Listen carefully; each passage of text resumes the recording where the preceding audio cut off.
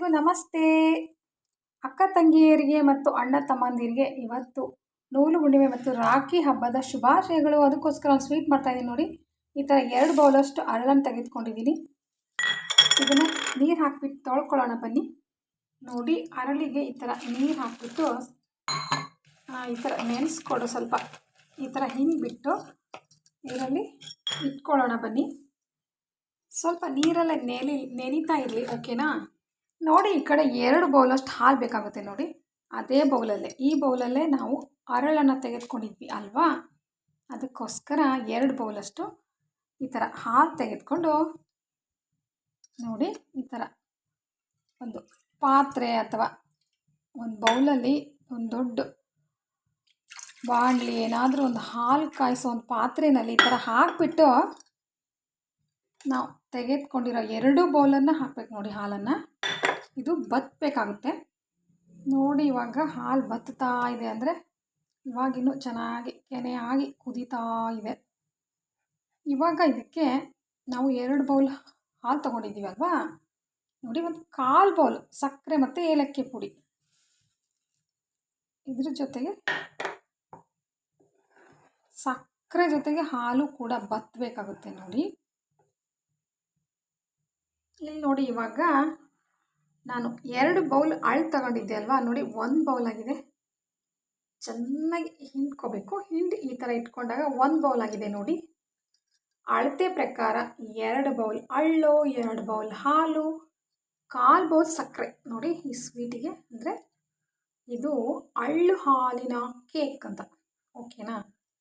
ಸುಲಭವಾಗಿ ಸರಳವಾಗಿ ಹೇಗೆ ಕೇಕ್ ಮಾಡ್ಕೊಳ್ಳೋದು ಅಂತ ನೋಡಿ. ಇವಾಗ ಇಲ್ಲಿ ಹಾಲು ಬತ್ತಾ ಇದೆ.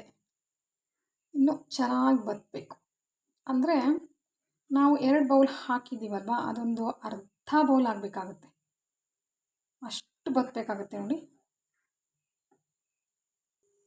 ನೋಡಿ, ಇನ್ನೂ ಹಾಲು ಕುದೀತಾನೇ ಇದೆ. 2 ಅಥವಾ 3 ನಿಮಿಷ ಹಾಲು ಕುದಿಬೇಕಾಗುತ್ತೆ ನೋಡಿ. ಅದು ಹಾಲು ಉಕ್ಕೋದಿಕ್ಕೆ ಬಂತಲ್ವ, ಅದಕ್ಕೆ ಒಂದು ಸ್ವಲ್ಪ ಬ್ಲರ್ ಅನಿಸ್ತು ನನ್ನ ವಿಡಿಯೋ. ನೋಡಿ, ಬತ್ತಾ ಇದೆ.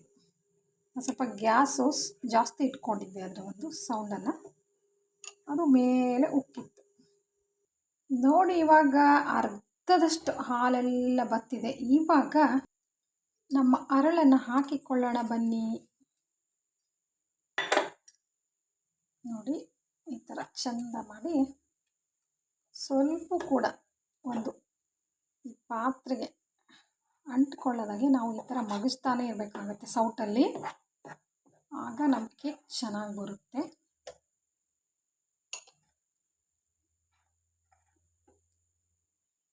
ಈ ಒಂದು ಅರಳನ್ನು ಹಾಕಿದಾಗ ಒಂದು ಘಮ ಬರ್ತಾ ಇದೆ ನೋಡಿ. ಏಲಕ್ಕಿ, ಹಾಲು ಮತ್ತು ಈ ಅರಳು ಹಾಕಿರೋ ಒಂದು ಘಮ ಇದೆಯಲ್ಲ, ವಾಸನೆ ತುಂಬ ಸುಂದರವಾದ ಪರಿಮಳ ಬರ್ತಾ ಇದೆ ನೋಡಿ. ಘಮ ಘಮ ಘಮ ಘಮ ಅಂತ ನೀವು ಮಾಡಿಕೊಂಡಾಗ ಗೊತ್ತಾಗುತ್ತೆ ನಾನು ಹೇಳಿದ್ದು ನಿಜ ಹೌದು ಅಲ್ವೋ ಅಂತ, ಓಕೆನಾ? ಇದು ನಮ್ಮ ಕೈಯಲ್ಲೇ ನಾವು ಮಾಡಿಕೊಳ್ಳುವಂತಹ ಕೇಕ್. ಯಾವುದೇ ಕುಕ್ಕರು, ಓವನ್ನು ಮತ್ತು ಮೈದಾ ಯಾವುದೂ ಇದೆ, ನಾವೇ ಸ್ವತಃ ಕೇಕ್ ಮಾಡಿಕೊಳ್ಳೋದು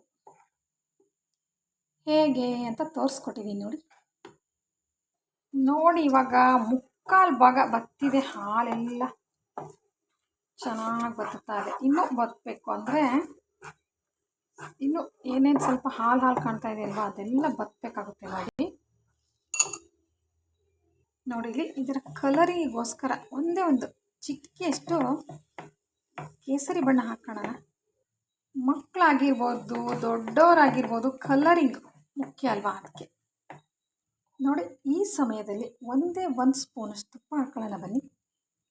ಅಂದರೆ ಈ ಒಂದು ತಳ ಅಂಟ್ಕೋಬಾರ್ದು, ಹಿಡ್ಕೋಬಾರ್ದು, ಸ್ವೀಟ್ ಆಗಿದೆ ಅಂತ ನೋಡಿ. ಇವಾಗ ಸರಿಯಾದ ಹದ ಬಂದಿದೆ, ಎಲ್ಲೂ ಕೂಡ ಒಂದು ಹಿಡ್ಕೋತಾ ಇಲ್ಲ, ಚೆನ್ನಾಗಿ ಎದ್ದೆದ್ದು ಬರ್ತಾ ಇದೆ. ಇವಾಗ ಇನ್ನೊಂದು ತಟ್ಟೆ ಅಥವಾ ಏನಾದರೂ ಒಂದು ಬೌಲಿಗೆ ತುಪ್ಪ ಸವರಿದ ಒಂದು ಬೌಲಿಗೆ ಹಾಕೊಳ್ಳೋಣ ಬನ್ನಿ. ನೋಡಿ, ಈ ರೀತಿ ಆಗಬೇಕು ನಮ್ಮ ಒಂದು ಇದು. ನೋಡಿ ನಾವೇ ನಾವೇ ಹೇಗೆ ಹೇಳ್ತೀವಿ ಕೇಳುತ್ತೆ ನೋಡಿ. ಈಗ ಅಷ್ಟೊಂದು ಹಾಲು ಬತ್ತಿರೋ ಒಂದು ಅಡುಗೆ ಸ್ವೀಟ್ ಹೇಗೆ ಬರ್ತಾಯಿದೆ ನೋಡಿ. ಇವಾಗ ಸ್ಟವ್ ಆಫ್ ಮಾಡ್ಕೊಳ್ಳೋಣ.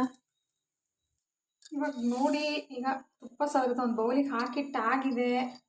ಇದು ತುಂಬ ಬಿಸಿ ಇದೆ. ಫ್ರಿಜ್ಜಲ್ಲಿ ಅಥವಾ ಗಾಳಿಯಲ್ಲಿ ಹೀಗೆ ಹೊರಗಡೆ ಇಟ್ಟು ಒಂದು 10 ನಿಮಿಷ ಆರೋದಕ್ಕೆ ಬಿಡೋಣ, ಆಮೇಲೆ ಕಟ್ ಮಾಡೋಣ.